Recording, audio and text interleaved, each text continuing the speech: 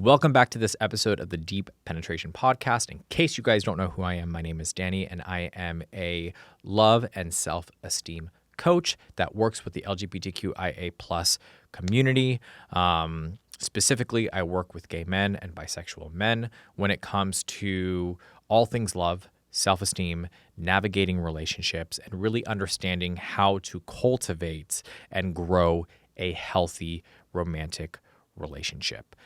If this is your first time visiting the podcast, welcome. And if you have already heard or seen some of my episodes before, then welcome back. As you know, I usually try to get right into the episodes. Also, by the way, I wanted to take a minute and say, what do you guys think about the new set? About the look, the lights, the nice little tree over here.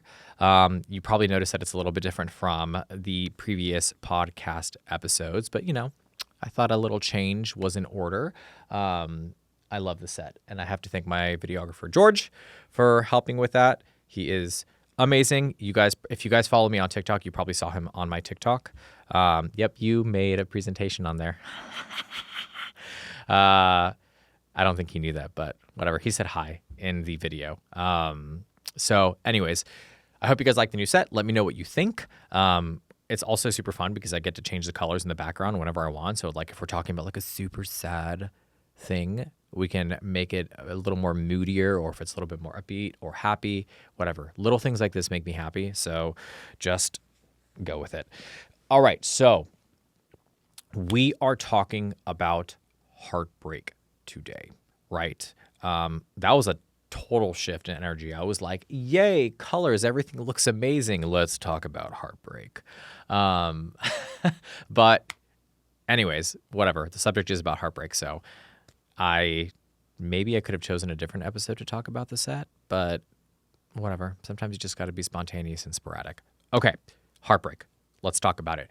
Why does heartbreak hurt so damn much? And honestly, if I was a gambling man, I would bet on this question being right up there with some of the most important questions mankind has been asking since we evolved into higher thinking species, right? Questions like, what is the meaning of life, and where do we go when we die, and how did the universe come into existence, and why does a broken heart hurt so bad? And this question has been explored by some of the greatest philosophers in history. So Aristotle in his work Rhetoric, Friedrich Nietzsche in his work The Gay Science, Jean-Paul Sartre in his work Being and Nothingness, and several others. And I have to say, Jean-Paul Sartre's view on heartbreak really resonates with me based on my own personal experience, right? And what I have come to learn working with hundreds, if not, to be honest, thousands of people that have experienced heartbreak. His philosophy speaks of heartbreak and the pain that we feel from it as a result of our own sense of loss and emptiness, right? So when we fall in love and we project our own ideals and desires and aspirations onto our partners, and when that relationship ends, we're forced to confront that those things will never actually be fulfilled, at least not with that person. So, heartbreak is so real that there is even a medical condition known as Takotsubo cardiomyopathy, which was coined by a Japanese researcher back in 1990 because the shape of the heart represented a fishing pot when people were going through that. And the condition is actually characterized by temporary weakening of the heart muscle and can cause symptoms like a heart attack. And I reference these things because the first step in healing from heartbreak is to recognize and to validate that the pain you are currently experiencing or experienced is real. And look, as difficult as this may be and as ugly as heartbreak may be, here's the beauty of something breaking. It means that it was whole to begin with.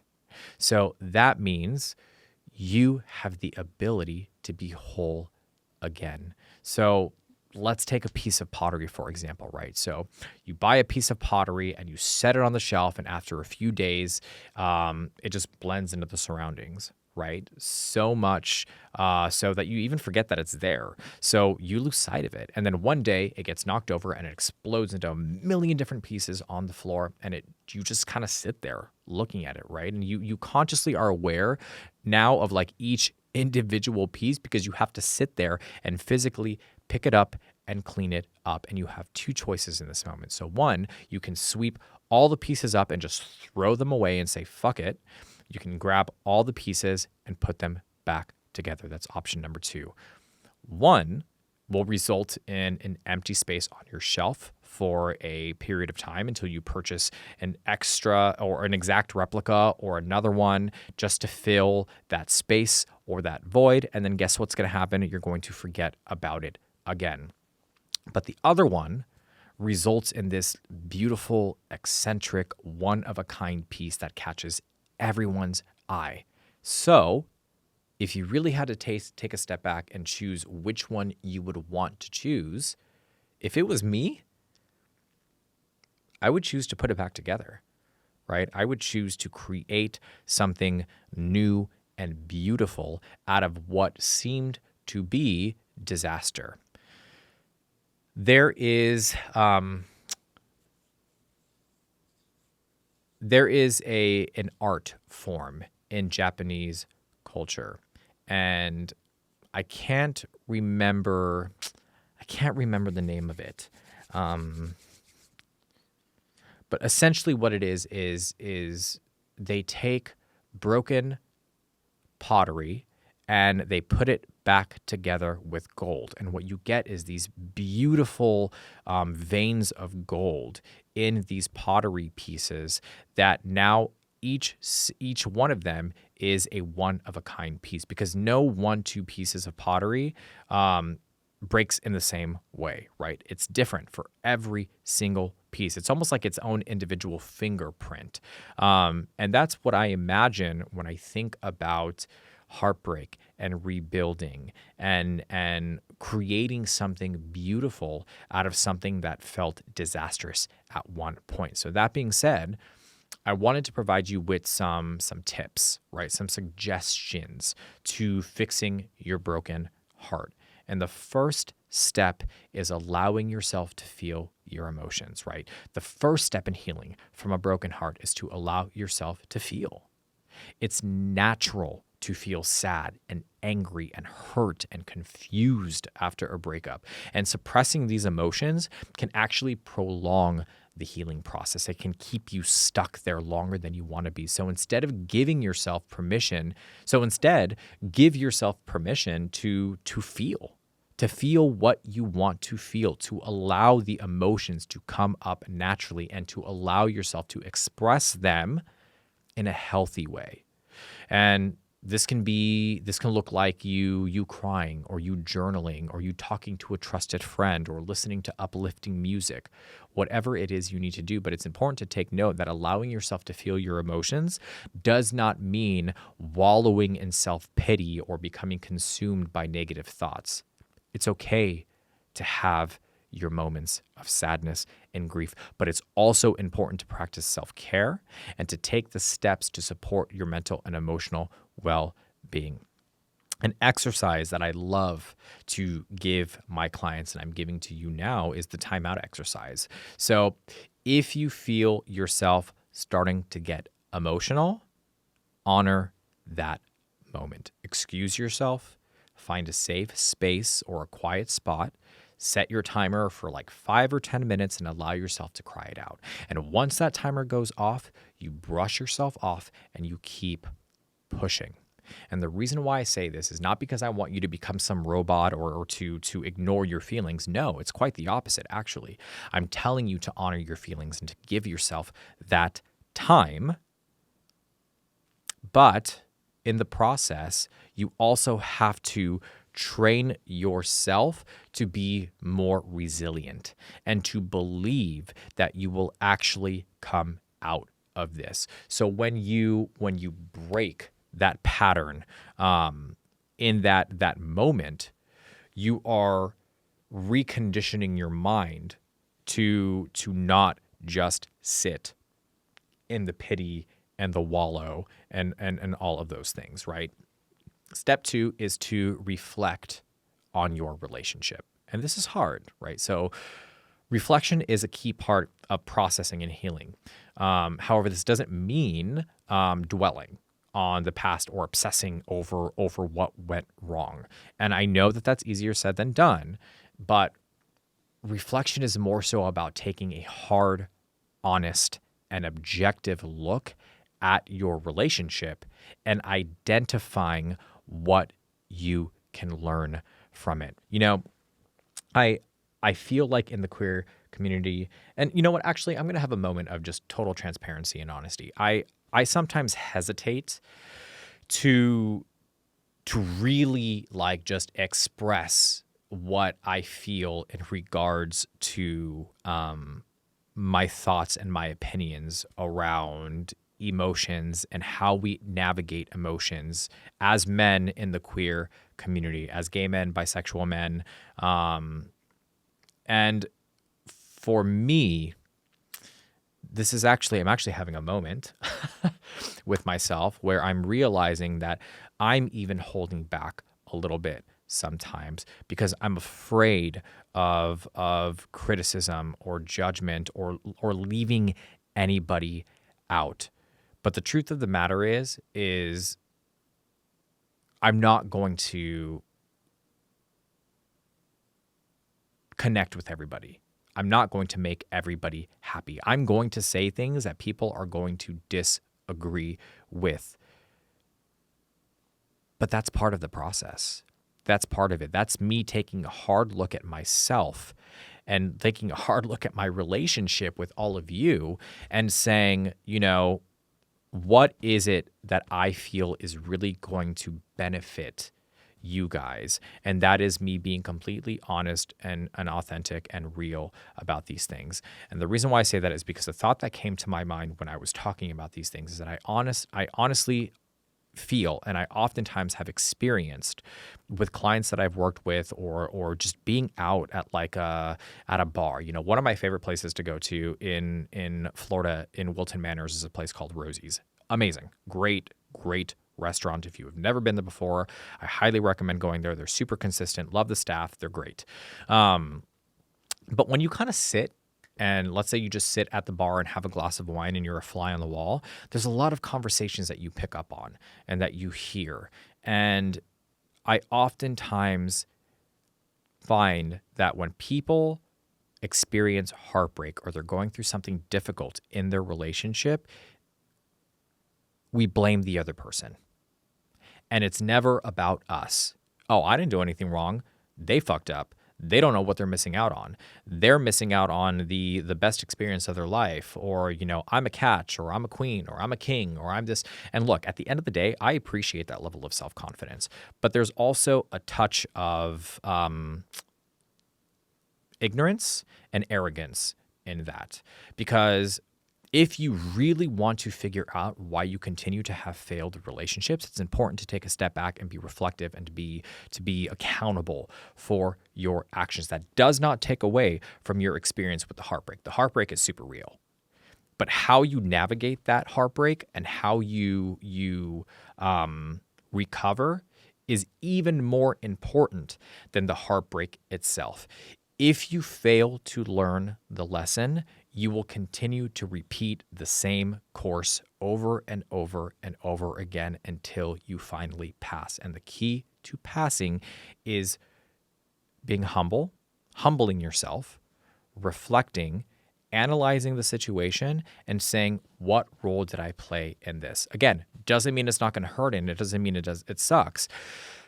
But at least you are becoming more self-aware so that you can navigate your next relationship in a more healthy way.